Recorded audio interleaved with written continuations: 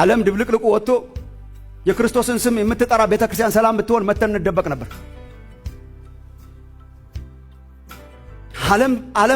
ዓለም ተበላሽቶ ቤቱ ንጹህ ቢሆን መተን እንጠለል ነበር።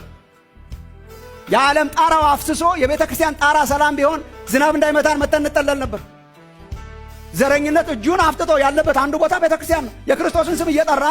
የክርስቶስን ስም እየጠራን ጋሻና ጦር አልጣልንም። ገና ደብቀን አስቀምጠናታል ለአንድ ቀን ለመጠባበቂያ።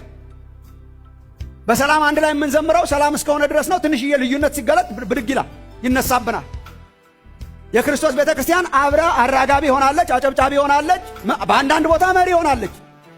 እኔ ስሰብክ አልደብቅም። ሁላችሁ እንደምታውቁት በሀገራችን ውስጥ ባለፉት ዓመታት በተደረጉ ፍጅቶች ውስጥ ክርስቶስን ስሙን የሚጠሩ በጣም ብዙ ሰዎች አሉበት። በማራገብ በማነሳሳት በጣም ዘግናኝ የሆኑ መድረክ ላይ የማይነገሩ ነገሮች አሉ። በጣም ዘግናኝ የሆኑ የጌታን ስም የሚጠሩ ሰዎች የመሯቸው፣ ክርስቲያኖች የመሯቸው፣ አገልጋዮች የመሯቸው ሰዎች ቤተክርስቲያን አዳራሽ ውስጥ እንኳን መጥተው እንዳይጠለሉ የሆነበት ጊዜ ነበር።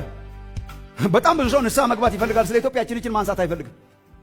የቤተክርስቲያን አዳራሾቻችን ለሌላ ጎሳ የተዘጉበት ጊዜ ነበር። አልሰማችሁ እንደሆነ ተባረው ሲሄዱ የእንትና ጎሳ ስለሆኑ የተዘጉባቸው ጊዜ አልነበሩ። እርስ በርስ መተላለቅ በጣም አለ። ዘረኝነት በጣም አለ። ቤተክርስቲያን ውስጥ በጣም አለ። በቋንቋና በጎሳ ላይ የተመሰረተ በጣም አለ። በባህል ላይ የተመሰረተ አለ። ስቲል ጌታ ኢየሱስን ተቀብለን የኛ ሰው የምንለው አለ። ማለት አሳፋሪ ነገር ነው። አዲስ ሰው ሆነን ጌታን ተቀብለን ጌታን እየተከተልን ስቲል የኛ ሰዎች አሉ። እናንተና እንዴት ናቸው? ደህና ናቸው። የኛ ሰው ናቸው አይደል? አዎ የኛ ሰው ስቲል የኛ ሰው አለ። አንዳንዱ በቤተ እምነት ነው። በቤተ እምነት ከፋፍለን ለይተን ክርስቶስን አካል በታትነታ እንዴት ነው እሱ ጌታን ያምናል? አዎ የኛ ሰው ነው። የኛ ቤተክርስቲያን ሰው ነው ማለት ነው።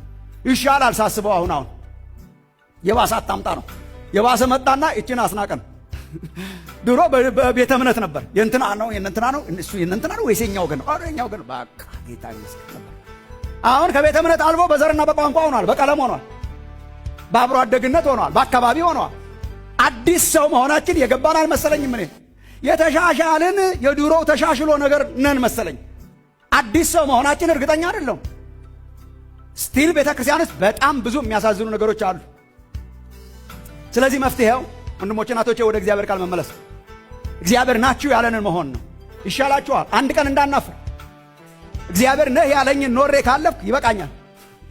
ሰው ላይ መርጠው ይችላል፣ ሰው ላይ ወደው ይችላል። በሰው ዘንድ ያስጠላችሁ ይሆናል። በጎሳችሁና በቋንቋችሁ ያስገፋችሁ ይሆናል። በሰዋችሁ ያስገፋ የኔ ነው የሚሏችሁ ሰዎች ይገፋችሁ ይሆናል። የኢየሱስ ወገን ሆኖ ማለፍ ይሻለናል። ከሱ ጋር ወግነን የእግዚአብሔር ቃል ናችሁ የሚለንን ሆነን የእግዚአብሔር ቃል ናችሁ የሚለንን ሆነን ለፈውስ ሆነን ለታምራት ሆነን ማሰብ ትችላላችሁ። መጠለያ ብትሆን ቤተክርስቲያን የተንገላታ መጥቶ የሚያርፍባት፣ የተገፋ መጥቶ የሚያርፍባት፣ ፍቅር የሚያገኝባት ቋንቋው ሳይጠቀስ ቀለሙ ሳይጠቀስ የትነበርክ ሳይጠቀስ አስተዳደጉ ሳይጠቀስ ቀለሙ ሳይጠቀስ የሚታቀፍባት፣ ወንድም የሚባልባት፣ አዲስ ሰው የሚባልባት። መፍትሄው ምንድን ነው ካላችሁ ወደ እግዚአብሔር ቃል መመለስ ነው።